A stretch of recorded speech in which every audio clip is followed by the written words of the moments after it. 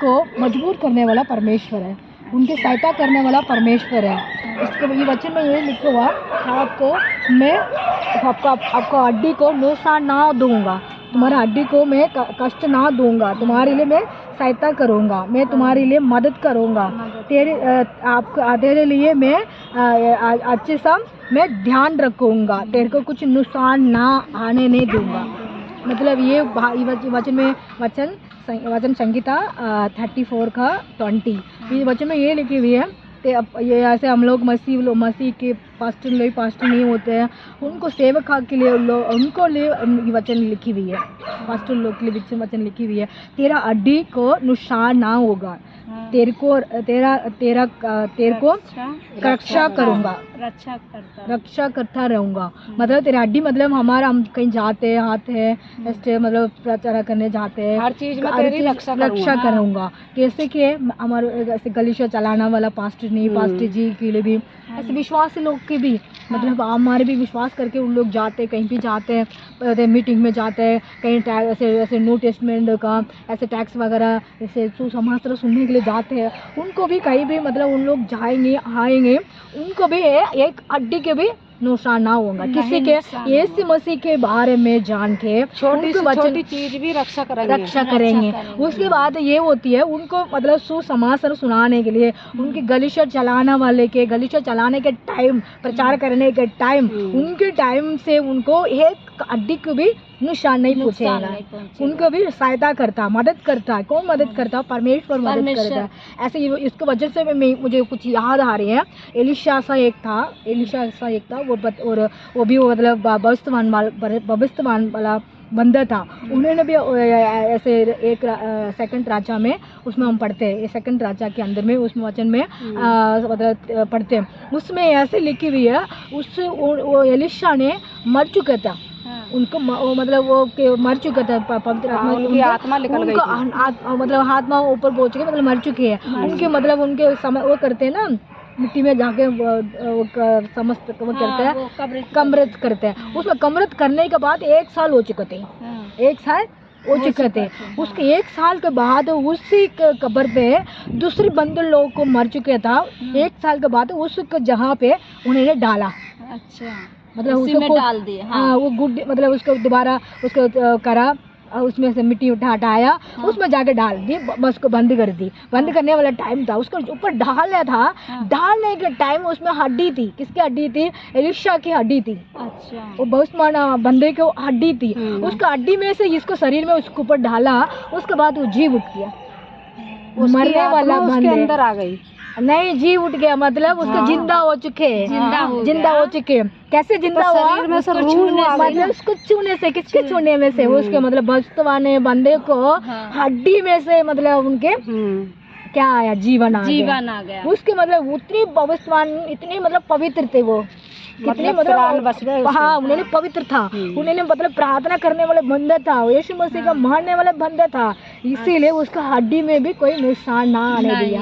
इसमें इसको वचन संगीता उसमें पढ़ते हैं 34 में हम 20 पढ़ते हैं, उसको तुम्हारा हड्डी को कोई नुकसान ना दूंगा, तेरे मतलब रक्षा करूंगा, तुरंत तेरे साथ में संग रहूंगा। ऐसे मतलब किसके साथ रहता है? तेरी हड्डी को कोई नुकसान नहीं होने देगा। इसी के वजह से वो भविष्यवाणी को मतलब मूर्ति मतलब मर चुके था, उसको मिट्टी में दब चुके थे। उसके दबने के बाद में 1 साल हो चुके थे। उसके हड्डी को पड़ा था, छोटा मोटा हड्डी पड़ा होगा, उसके मतलब दूसरी बंदे मर चुके हैं। उसके ढालने में उसके ऊपर छूने के बाद, हड्डी के छूने के बाद भी उसको जिंदा हुआ। परमेश्वर जिंदा करने वाला परमेश्वर है। इसीलिए हमको भी सहायता करने वाला परमेश्वर, हमको भी रक्षा करने वाला परमेश्वर है। हम भी मतलब हमारा नुकसान आएगा, वो पवित्र आत्मा उसको दूर कर देगा। इसे दूर करने वाला परमेश्वर कहावत है ना, एक वो मिट्टी सी पड़ी थी, उसमें किसी बंदे ने लात मार दी। वो बोला कि ओए चलने वाले थोड़ा सिबल के चल। हम भी कभी इंसान थे, तो वही ये इस किस्सा है। ऐसे होते कि सच्चा मन होना चाहिए, सच्चा मन होना चाहिए, पवित्र आत्मा को हाँ मतलब सेवा करने वाला होना चाहिए। मतलब ऐसे मतलब हम किसी से डरना नहीं चाहिए। हमने ये नहीं सोच रहे, हम ये सोचना चाहिए हमारे साथ परमेश्वर है, हमारे साथ है, हम कहीं भी हमारा नुकसान और एक बात और, नुकसान का भी हमारा रक्षा करने वाला परमेश्वर। तुम दुनिया भर के काम करो, कुछ भी करो, मगर मन में ये चीज पढ़ते रहो, बाइबल के बारे में पढ़ते रहना, वचन को याद रखना, दिल में रखना और मन में रखना, और सोच में जाते आते उनको याद रखना।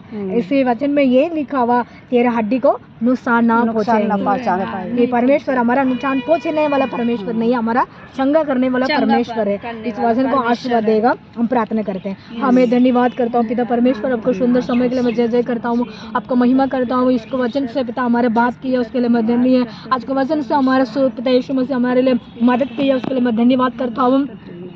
यीशु हमने पता यीशु मसीह आज के वचन भी हमने पढ़ा, हमारे लिए बुद्धि ज्ञान दिया, उसके लिए मैं धन्य यीशु। इसका आज के दिन में हम 3 लोग बैठकर मैं प्रार्थना करते हैं। एक तो पिता राजू दीदी है, उनके परिवार के लिए प्रार्थना करता हूँ, उनके बेटा बेटी के लिए प्रार्थना करता हूँ, उनको माँ के लिए, 2 भाई के लिए, दोनों भाभी के लिए, दोनों भाभी के बच्चे लोग के लिए मैं प्रार्थना करता हूँ। उनके घर को शांति समाधान हो, पत्र रक्षा महिमा देना यीशु के लिए पिता परमेश्वर, उसके लिए धन्य है।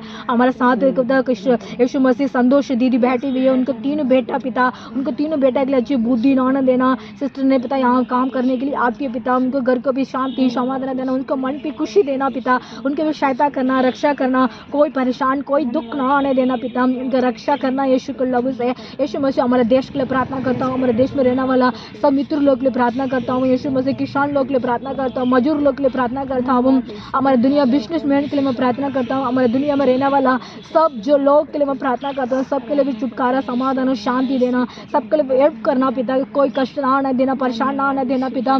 कलीसिया चलाने वाला पास्टर नीली के लिए प्रार्थना करता हूँ, उनके घर को, उनका परिवार को, उनका रक्षा करना। यीशु मसीह कलीसिया के जाते पिता प्रचार करने के लिए कहीं भी जाते आते तो पिता उनको रक्षा करना, महिमा करना। आज के वचन भी हम लोग यही पढ़ते थे पिता, अड्डी का नाम नुकसान नहीं देगा, तुम्हारा रक्षा करने वाला परमेश्वर। हमारे संघ में सब पिता परमेश्वर कलीसिया चलाने वाला पास्टर नहीं की प्रार्थना करता हूँ, कोई भी जाते आते प्रचार करने के लिए मदद करना, सहायता करना, रक्षा करना, कोई नुकसान ना बोना पिता यीशु मसीह लग रहे मैं धन्यवाद करता हूँ। हमारा आने वाले साल के पिता यीशु मसीह हमारे देश को पिता और महिमा बनाना, उजाला देना यीशु मसीह सब पिता यीशु मसीह यीशु को बाहर में जानने के लिए एक एक बंद को एक एक मौका देना। यीशु आपका धन्य कहता हूँ पिता, इस सुंदर समय के लिए मैं स्तुति महिमा करता हूँ, यीशु के नाम से मांगता हूँ।